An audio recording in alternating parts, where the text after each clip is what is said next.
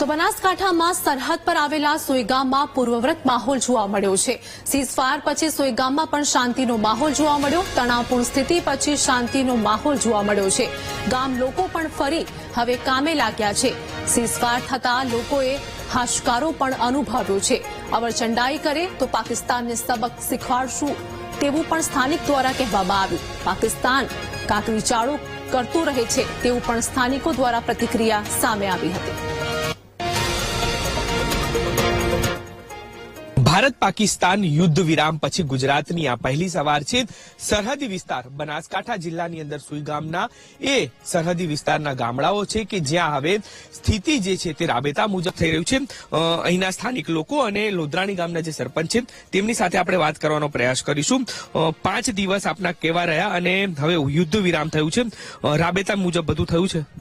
બરાબર, જે 5 દિવસની જે આ હતું યુદ્ધ, બરાબર, રાત્રે બ્લેકઆઉટ કરતા, ઉપરથી જે એમને સૂત્ર મળતા એ પ્રમાણે અહીંયા બ્લેકઆઉટ કરતા અને તકેદારી રાખતા। કે જે પાકિસ્તાન વાળા લોકોએ મંત્રણા કરી ભરી, મંત્રણા કરવા છતાં રાત્રે ડ્રોન કેમેરા ને બીજું એ ચુગલી વિરાગ કર્યા। હવે એને કોઈક શિક્ષા આપવાની જરૂર છે આપણે, અને એમાં અમારા માથેથી એક વાત નથી, નાનું ગામડું છે અને એ લોકો મોટા મોટા શહેરો માથે કચ્છમાં છે, કોઈ કાશ્મીરમાં છે, એ હુમલો કરે છે। હવે એ લોકોને કોક પાઠ ભણાવવો ને એ સરકારને જોવું પડે। એટલે લાગે છે કે ભલે યુદ્ધ વિરામની માટે સહમત થયું પણ કાંકરી ચાળો કરશે। હા, ચુગલી ચાળો કરે છે એટલે એના માટે કે એને આપણે સબક શીખવાડવું પડે।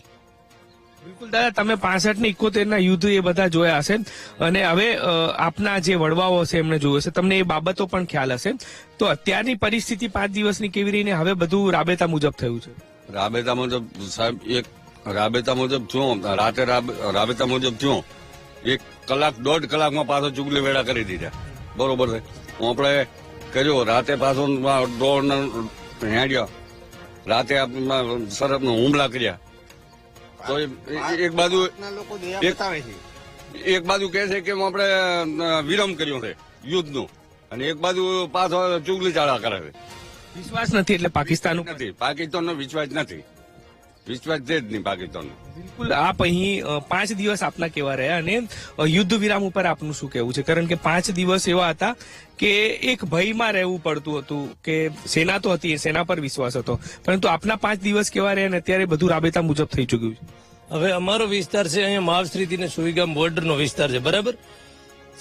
આગળના 5 દિવસ પહેલો જે અમને બ્લેકઆઉટ કરવામાં આવ્યું એમાં અમારી જિલ્લાની સંપૂર્ણ ટીમ કલેક્ટર સાહેબ કે એસપી સાહેબની સૂચના મુજબ અમે ગામ લોકો સ્ટેશન ઉપર ભેગા થતા, સરપંચશ્રી અને બીજા બધા ગામના અમારા 100 યુવાનો હતા, બરાબર। તો ભેગા થઈ અને જે અમારે લાઇટો હતી થોભલા ઉપર સૂર્ય પ્લેટ ને એ પણ અમે કાઢી નાખી હતી, અને જે સરકાર સૂચના આપતી હતી એના મુજબ અમે બ્લેકઆઉટ કરતા હતા અને ઘરોમાં જઈને સ્વેચ્છાએ લાઇટો પણ બંધ કરાવતા હતા।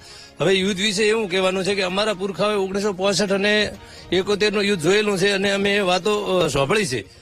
હા, એ વાતો અમે સાંભળી છે, બરાબર। તો પાકિસ્તાનને ખરેખર પાકિસ્તાનને સબક શીખવાડવાની જરૂર છે। ગઈકાલે અમેરિકાએ મધ્યસ્થતા કરાવી, પરંતુ 3 કલાક પછી પાછું એણે કોકરી ચાળો કર્યો। તો સરહદના ગામડાઓ બધા આમ તો ભારત સરકારને તેમજ આપણી સેનાને સંપૂર્ણ ટેકો આપે છે, અને જ્યાં જવું હોય ત્યાં ના કે ભલે મરી જવું છે દેશ માટે, બરાબર, ખપી જવું છે, પણ આ પાકિસ્તાનની અવળચંડાઈને માફ ના કરાય। પુકારી રહ્યા છે કે પાકિસ્તાનને એવો પણ જડબાતોડ જવાબ આપવો જોઈએ કે બીજી વાર છે ને ભારત સામું કોઈ ઊંચી આંખ કરી પણ જોઈ ન શકે। એટલે પરિસ્થિતિ અત્યારે આવી થઈ ગઈ છે। અમે તો આ સરહદના ગામડામાં તમે અત્યારે આવ્યા છીએ, સરહદના ગામડામાં અત્યારે કોઈ એવી હીન થાય એવી, હાનિ થાય એવી અત્યારે પરિસ્થિતિ જણાઈ નથી રહી। જે સરકાર દ્વારા નિયમોનું પાલન થતું હતું એ બધા ગામ લોકો સાથ આપણે દેશના નાગરિક છીએ એટલે સરકારને પણ સહમત થવું જોઈએ। બસ આટલું જ છે, બીજું તો અત્યારે કાંઈ હવે જે સરકાર અત્યારે હાલ જનજીવન જે છે તે રાબેતા મુજબ થઈ ચુક્યું। 5 દિવસ એ ભયના રહ્યા હતા કારણ કે સાયરન વાગે, ક્યાંક બ્લેકઆઉટ થાય, એટલે કે હવે સરહદી વિસ્તાર બનાસકાંઠાનો જિલ્લાનો કે જે જનજીવન રાબેતા મુજબ થઈ ચુક્યું છે, પરંતુ ક્યાંક ભારતીય નાગરિક હોવાને કારણે તે લોકો કહી રહ્યા છે કે જો પાકિસ્તાન કાંકરી ચાળો ફરી કરે તો ભારતે ફરી જડબાતોડ જવાબ આપવો જ પડશે। કેમેરામેન દશરથ ઠાકોર સાથે દીપક સોલંકી, ઈવીટીવી ન્યૂઝ, સુઈગામ।